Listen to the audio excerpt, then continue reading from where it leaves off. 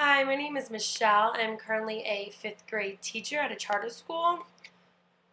While I was looking at the Intervention Central website, my favorite academic intervention was the help signal intervention because this year it was the first year I was in a fifth grade classroom and it was an intervention that I used.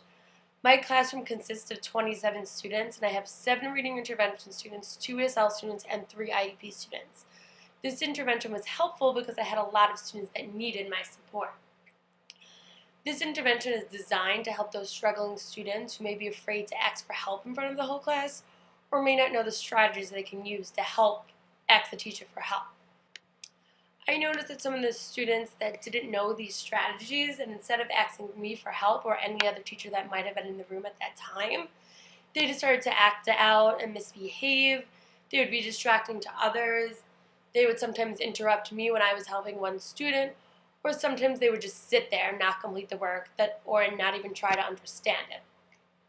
The help signal is the procedure the student can use to get the teacher's attention during independent work when they need some more support.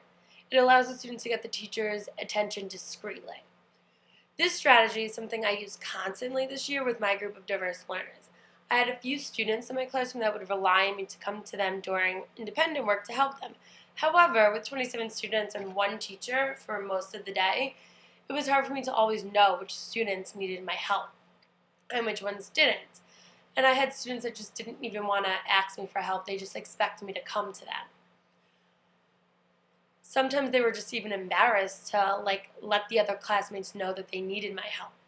I had one student in specific who was very easily distracted. If I would not get to him in time when he didn't understand the assignment, he would all of a sudden just start disrupting the whole class. He would take his assignment, crumple it up, throw it in the garbage, and start banging on his desk because he was just very frustrated that he didn't understand the assignment.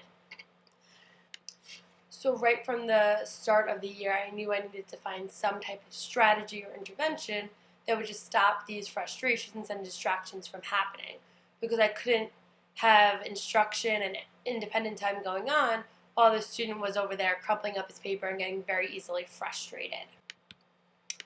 So the first step for this intervention was to decide on a student's signal to show that they needed help and so that I could see that they needed me to come help support them and they wouldn't get easily frustrated. So I had a few signals for my students. One signal was the student would put his hands on his head, and once I saw it, I knew he needed my help. I had another student who would just take out this lime green, it was a sentence strip and I had laminated it and it said, "Waiting for Miss Santoro's help." And he would just take that out and then it would show me that he needed my help. I had several different strategies because some students wanted to do it discreetly and some students didn't mind if the other classmates knew he needed help. The second step in this intervention is to create an alternative work folder. So in this folder, it should be filled with alternate worksheets that the students can work on independently while he's waiting for the help. So this folder I created with the student because I felt like it was useful and beneficial for the student to have choice in this folder. So I would incorporate centers, academic games, things that I know they could work on without my help. So because sometimes I could not get to them right away, so this folder help them to not become frustrated with the assignment. They had other work they could complete. So I would insert assignments, centers, like I said, that it was useful for them and that they could complete it without getting frustrated. Step 3 is introducing the program to the student. I incorporated the student in the preparation of this because if they felt like they helped create it, they would feel more obligated to want to follow it and just be more motivated to want it to work. So once the program was completed, I would sit with the student to go over all the different aspects of the program. It's important to make sure the student is aware of the program and understand when he's able or she is able to use the help signal so they would not get frustrated. The student should be aware if the teacher sees the help signal and is unable to come over right away that they have the alternative work folder. So the students who use this work while waiting for the teacher to come over and provide assistance at their desk. Step 4 is when you should begin the intervention. The help signal should be initiated as soon as you feel that the student understands and will follow the procedures of the system. So this intervention I felt was very beneficial in my classroom this year. It really positively impacted my room. The student who would always get very frustrated in the beginning of the year and not complete assignments improved tremendously. Instead of acting out when he was frustrated, he would have his alternative work folder out. He would be working while he was waiting for me to come to him to help.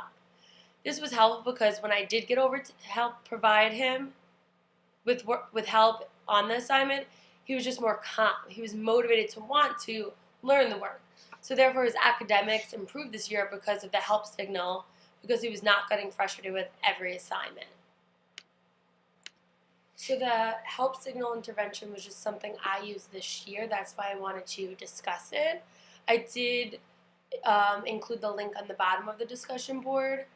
It's just something that, it was just a routine in my class. It just helped make instructional time and independent time just go much smoother. So it's definitely something I will use again in the future, and hopefully it's something that will be helpful for other teachers as well.